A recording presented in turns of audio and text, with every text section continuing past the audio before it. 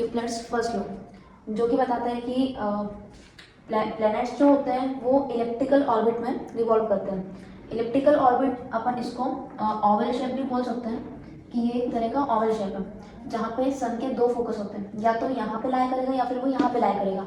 मान लीजिए अगर सन यहाँ पे लाई करता है तो ये जो इसकी एक्सिस होगी, ये इसकी एक्सिस होगी मेजर एक्सिस, जिसे कि हम बोलेंगे 2a, यानी कि यहाँ से लेके यहाँ तक एक है और यहाँ से लेके यहाँ तक एक है, तो इन दोनों को ऐड करके 2a हो जाएगा।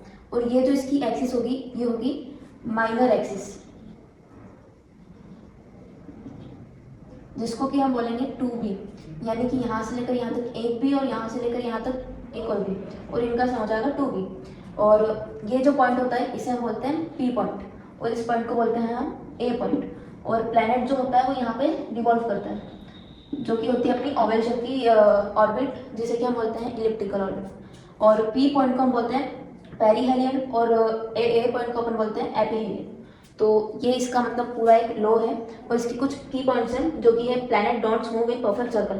प्लैनेट जो होते हैं ना वो परफेक्ट सर्कल में कभी भी मूव नहीं करते हैं, वो हमेशा एक इलिप्टिकल ऑर्बिट यानी कि ओवल शेप में ही रिवॉल्व करेंगे।